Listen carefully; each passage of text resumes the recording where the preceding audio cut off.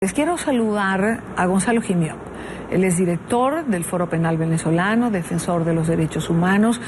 Gonzalo ha estado participando en la Comisión Interamericana de los Derechos Humanos en las audiencias públicas que se están realizando en Bogotá. Gracias por estar estos minutos con NTN 24. Hola, muy buenas tardes, ¿cómo están?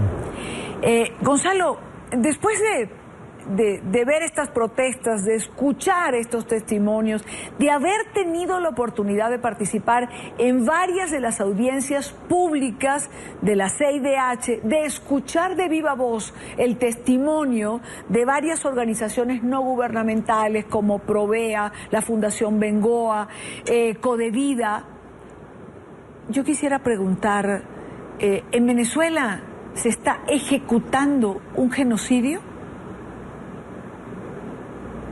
Bueno, mira, en definitiva, ciertamente, sea por acción o por omisión del poder, particularmente en lo que es el mantenimiento de unas políticas públicas que les guarden la salud, la alimentación, es decir, estos elementos tan esenciales, estos derechos tan esenciales de los venezolanos, uno ciertamente se ve que estamos expuestos a una situación que algunos han calificado como exterminio, otros han calificado como de genocidio. Yo creo que se identifica más con una noción nueva que se está debatiendo en la arena mundial, propuesta por el profesor R.J. Rommel, que es la noción de democidio, es decir, el asesinato, la pérdida de vidas masivas de un pueblo, no solamente por actos dolosos, directos, determinados del poder contra la ciudadanía, sino también por acciones u omisiones que tienen que ver con negligencias, con formas imprudentes de manejar las políticas públicas, formas ineficientes de manejar las políticas públicas que pueden conducir, como en efecto está pasando en Venezuela,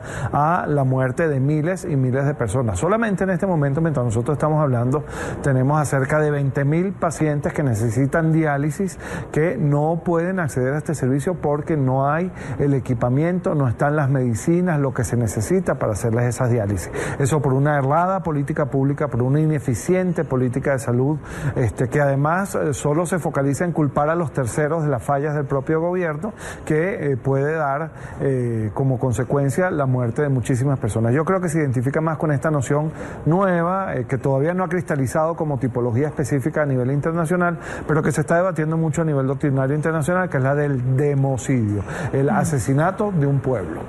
Democidio, me quedo con ese término, democidio, el asesinato de un pueblo. Gonzalo, los presos políticos siempre están presentes en este tipo de encuentros. Bueno, desde enero de 2014 hasta el 26 de febrero, que fue cuando hicimos el corte a los efectos de esta audiencia, arrestos por motivos políticos había habido 12.185 en todo el país registrados por el Foro Penal. De estos arrestos tenemos dos cifras que son importantísimas y que hay que tomar en cuenta siempre. La primera, la de los presos políticos, que evidentemente es prioritaria, merecen nuestra atención principal. Son a este momento, de acuerdo a los registros y criterios del Foro Penal Venezolano, por cierto, validados por la Organización de Estados Americanos y por el Alto Comisionado para los Derechos Humanos de la ONU, son 234 personas que formalmente y desde el punto de vista nacional e internacional son tenidas como presos políticos al día de hoy. Pero además tenemos una cifra que es muy importante y que no podemos descuidar tampoco. De estas 12.185 personas tenemos a más de 7.000 personas hoy por hoy en Venezuela sujetas a procesos penales injustos por motivos políticos bajo diferentes modalidades de restricción de la libertad, que no son la de prisión, son por ejemplo la prohibición de salida del país, la obligación de presentarse periódicamente ante los tribunales, la prohibición de declarar a medios de comunicación, de participar en manifestaciones públicas. Todas estas son restricciones de los derechos de las personas por motivos políticos en procesos penales que las han criminalizado injustamente, que además tienen una particularidad, al igual que ocurre con el caso de la prisión por motivos políticos, que es que son eternas. Los procedimientos se mantienen per secula seculorum, las audiencias se difieren. Hoy, por ejemplo, mientras estamos conversando en este momento, ha sido diferida por más de 50 veces, una vez más, la audiencia de Scarlyn Duarte, una muchacha que estuvo presa en el SEBIN. Tenemos casos como el de Loren Saleh, también continuamente se difieren las audiencias. Vilca Fernández, su audiencia de juicio se mantiene diferida de manera manera continua, lo que te revela que hay un patrón claro, determinado del poder de no lograr con el proceso penal lo que se supone que debe lograrse, que es la determinación de la verdad. Al poder no le interesa con el proceso penal la determinación de la verdad.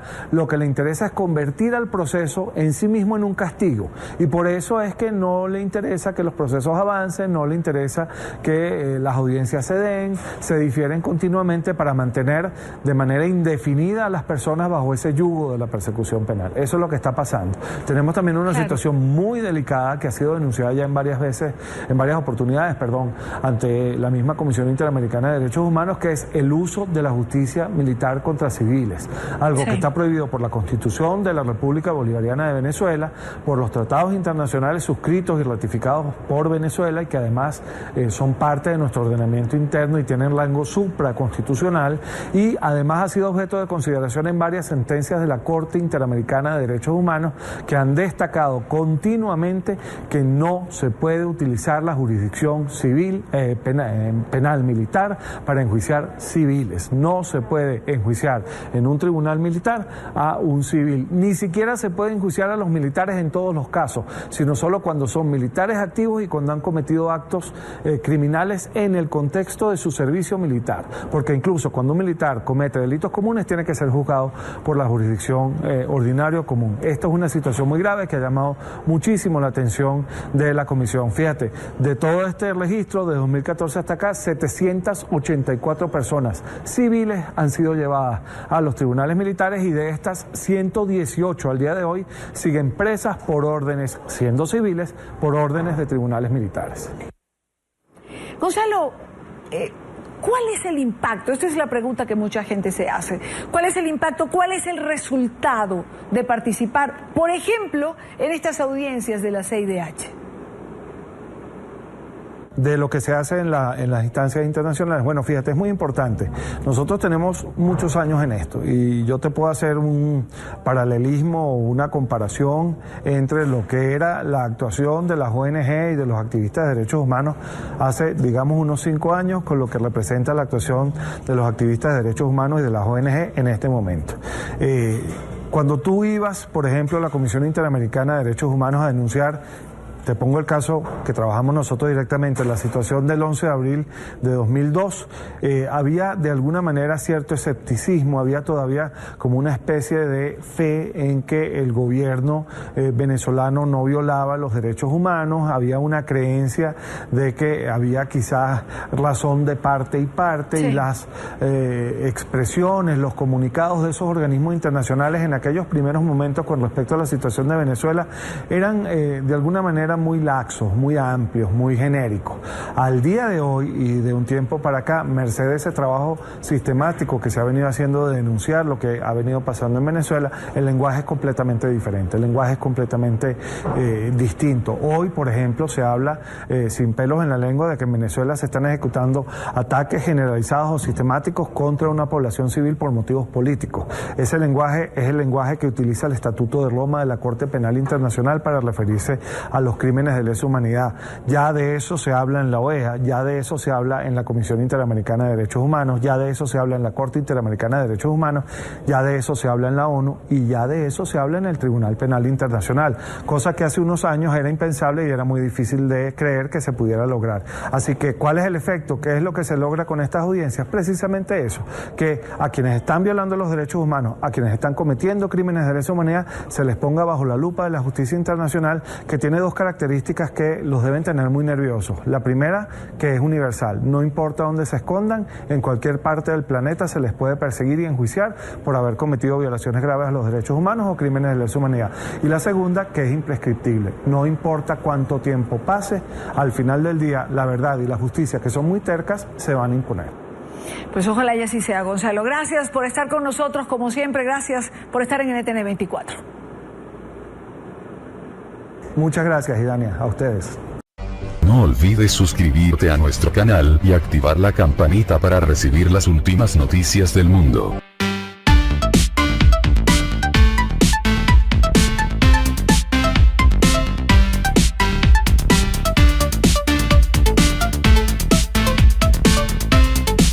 Les quiero saludar a Gonzalo Gimió. Él es director del Foro Penal Venezolano, defensor de los derechos humanos. Gonzalo ha estado participando en la Comisión Interamericana de los Derechos Humanos en las audiencias públicas que se están realizando en Bogotá. Gracias por estar estos minutos con NTN 24. Hola, muy buenas tardes, ¿cómo están?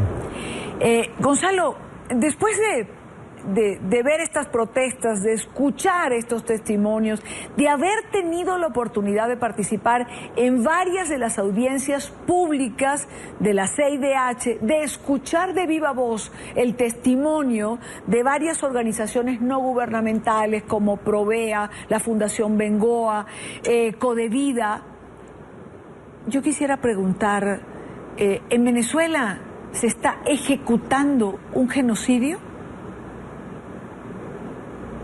Bueno, mira, en definitiva, ciertamente, sea por acción o por omisión del poder, particularmente en lo que es el mantenimiento de unas políticas públicas que les guarden la salud, la alimentación, es decir, estos elementos tan esenciales, estos derechos tan esenciales de los venezolanos, uno ciertamente se ve que estamos expuestos a una situación que algunos han calificado como exterminio, otros han calificado como de genocidio. Yo creo que se identifica más con una noción nueva que se está debatiendo en la arena mundial, propuesta por el profesor R.J. Rommel, que es la noción de democidio, es decir, el asesinato, la pérdida de vidas masivas de un pueblo, no solamente por actos dolosos, directos, determinados del poder contra la ciudadanía, sino por la Organización de Estados Americanos y por el Alto Comisionado para los Derechos Humanos de la ONU. Son 234 personas que formalmente y desde el punto de vista nacional e internacional son tenidas como presos políticos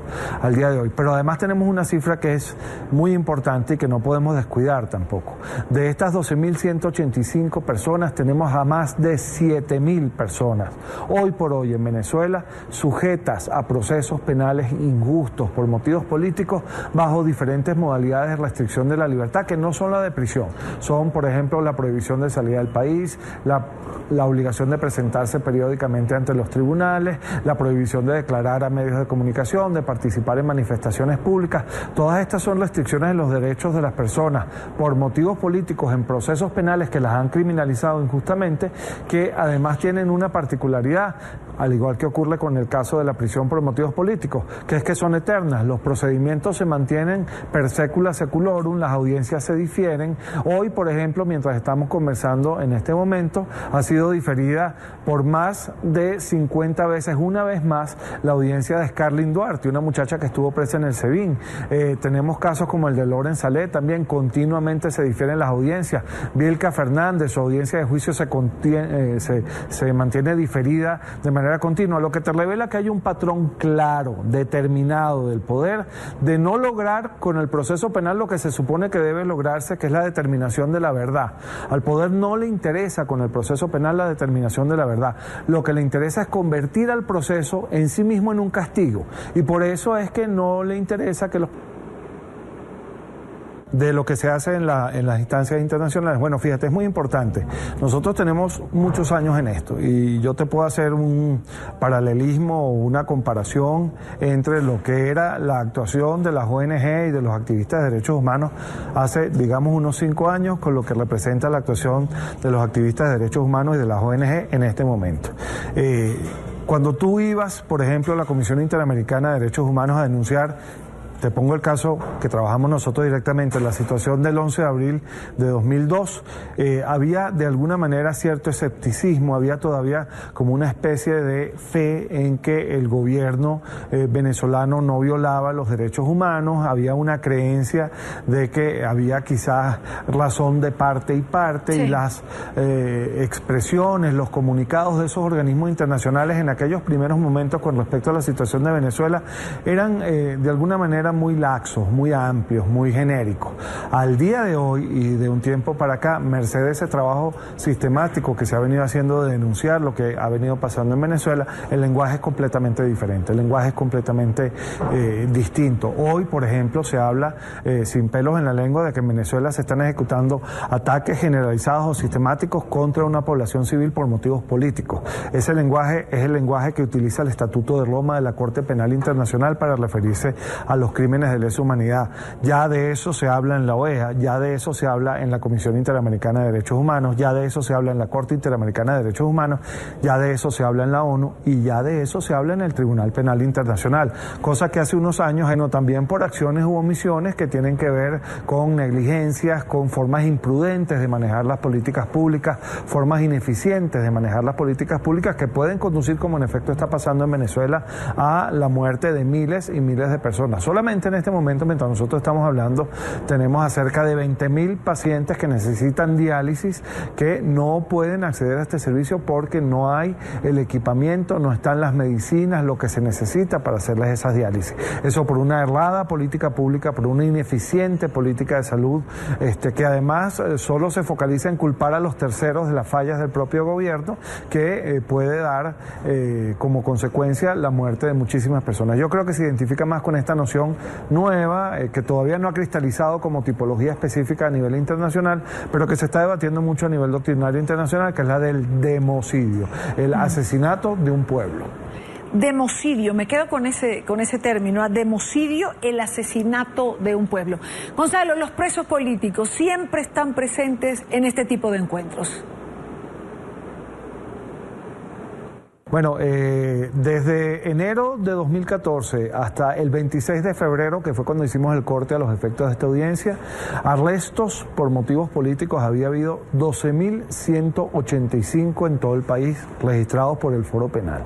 De estos arrestos tenemos dos cifras que son importantísimas y que hay que tomar en cuenta siempre. La primera, la de los presos políticos, que evidentemente es prioritaria, merecen nuestra atención principal. Son a este momento, de acuerdo a los registros y criterios del Foro Penal venezolano, por cierto, validados, procesos avancen, no le interesa que las audiencias se den, se difieren continuamente para mantener de manera indefinida a las personas bajo ese yugo de la persecución penal. Eso es lo que está pasando. Tenemos también una situación muy delicada que ha sido denunciada ya en varias oportunidades, ante la misma Comisión Interamericana de Derechos Humanos, que es el uso de la justicia militar contra civiles, algo que está prohibido por la Constitución de la República Bolivariana de Venezuela, por los tratados internacionales suscritos y ratificados por Venezuela y que además son parte de nuestro ordenamiento interno y tienen rango supraconstitucional, y además ha sido objeto de consideración en varias sentencias de la Corte Interamericana de Derechos Humanos, que han destacado continuamente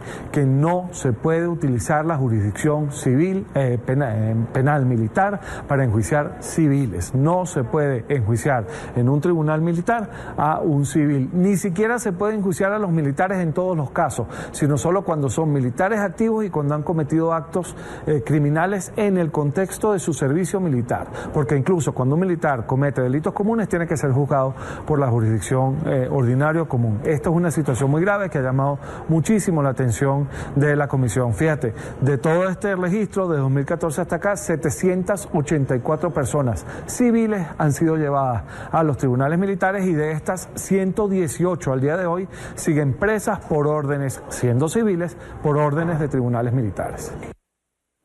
Gonzalo, ¿cuál es el impacto? Esta es la pregunta que mucha gente se hace. ¿Cuál es el impacto? ¿Cuál es el resultado de participar, por ejemplo, en estas audiencias de la CIDH?